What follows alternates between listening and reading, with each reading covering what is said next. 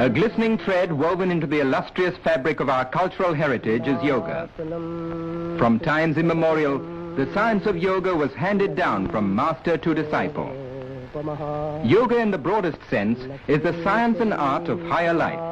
It is the disciplining of all our powers, physical, mental, moral and spiritual, with a view to a richer and fuller life. Yoga is therefore fivefold: Hatha Yoga, Raja Yoga, Bhakti Yoga, Karma Yoga and Jnana Yoga, according to the power taken up for culture. Here, however, we begin with examples of Hatha Yoga. Originally, some of the secrets of yoga were inscribed on leaves of palm. But with the perfection of printing, a vast literature on yoga came into being, and even the other nations of the world betook freely through their own tongues of its deep wisdom. Unfortunately, though, many still exploit the fair name of yoga. Eating glass is spectacular, and because of its unusualness readily passes as yoga.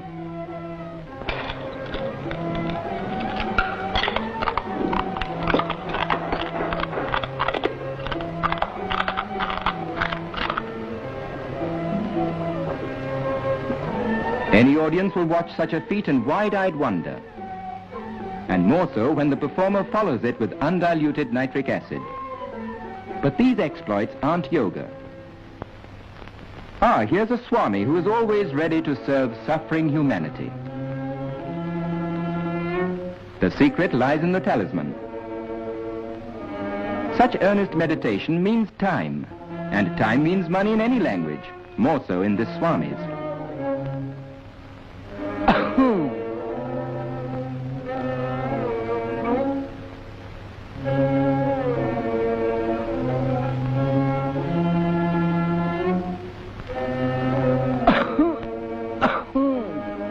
It takes all sorts to make a world, and such acts have done much to discredit yoga.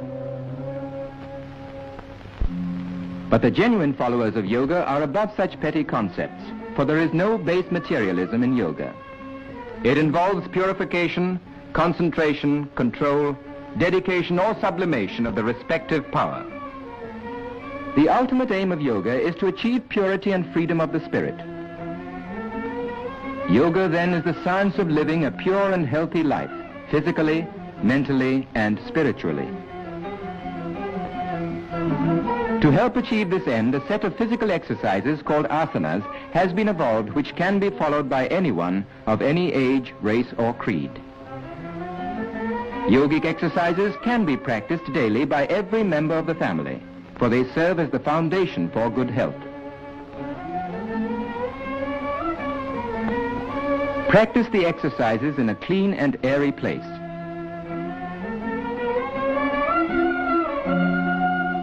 It's never too young to learn or to benefit from yoga. Here is a yoga institute in Bombay which still preserves the ancient traditions and caters to the needs of our countrymen. For the cure of specific ailments, one should seek guidance from an expert who will first carry out a detailed medical examination. Yogic asanas are divided into two principal groups, meditative and cultural.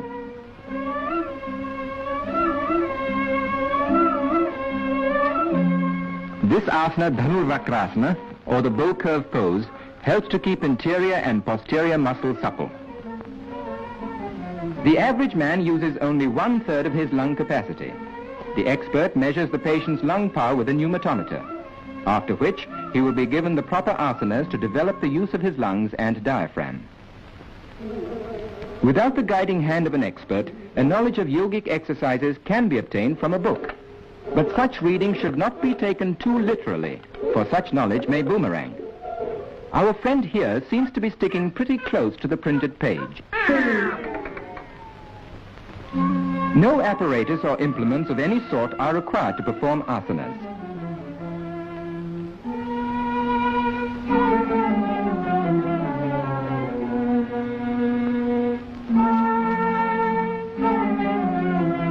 Unlike physical culture in the Western style, the accent on asanas is not to develop muscles for the sake of muscles alone.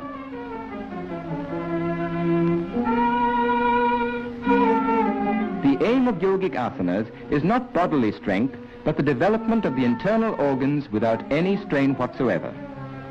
The Yoga Mudra, through compression, stimulates the abdominal organs, and through maximum stretch of the spine, it adjusts the vertebrae and increases spinal circulation.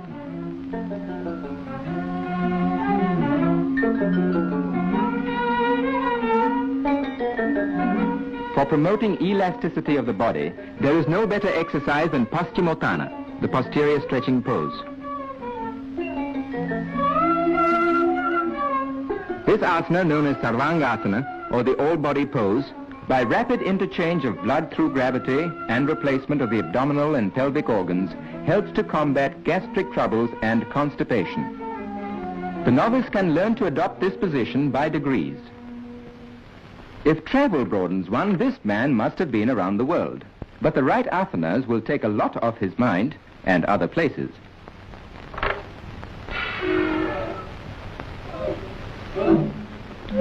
Even though of ancient origin, the daily practice of yogic exercises will benefit all who live in the modern world, no matter what profession we follow.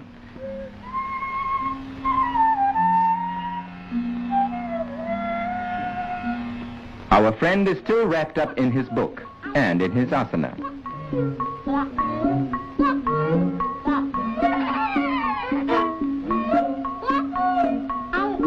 What he needs is a helping hand.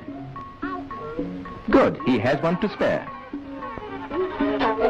Shirsasana, or the head-low posture, commonly called the topsy-turvy pose, is a form of head-low exercise that requires great skill and execution. Observe its execution carefully. It is, however, an asana that is extremely beneficial to persons suffering from constipation. The Shirshasana must be practiced in moderation by stages, first a few seconds and then gradually increased to 5 minutes. It improves the general circulation, especially in the head, and relieves pressure on the distended or compressed internal organs. It is good for the brain and improves the memory. It is also supposed to prevent gray hair. The beneficial effects of yoga are also enjoyed by our women. Here's the Bhujangasana, or the famous cobra pose, specially suitable for women in the exercising of the spine and abdomen and for toning up the pelvic muscles. Viparita Karni, or reverse process, tones up the pelvic organs.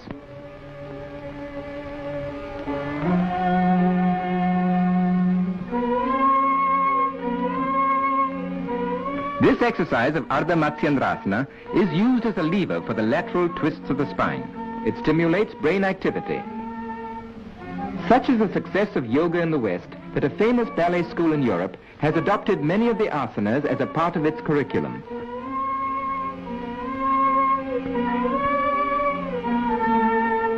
Suppleness of limb means also a corresponding suppleness of mind. Well, this is what comes of sticking too closely to the printed page. In other words, he's stuck. Ladies and gentlemen, the solution to this crossword, sorry, cross-leg, will appear in tomorrow's paper. The Shakti Chalana Mudra, or activating process, is excellent as an internal abdominal massage. By increased inhalation through yoga, the number of breaths per minute is decreased, which makes for longevity and calmness of mind, for the brain vibrates with every respiration. This is Bhastrika, or bellows breathing, which, by rapidly increasing the supply of oxygen, stimulates the respiratory tract and keeps it perfectly healthy. The aim of yoga is not only bodily strength, but health, stamina, and efficiency of mind, qualities that we all need at work or play in everyday life. Students of yoga attain these qualities no matter how old they are or what they do.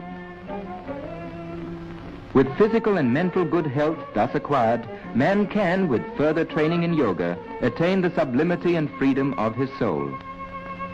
And when he finally becomes one with the infinite, he enters the realm of eternal peace, which is, and always will be, the supreme aim of man.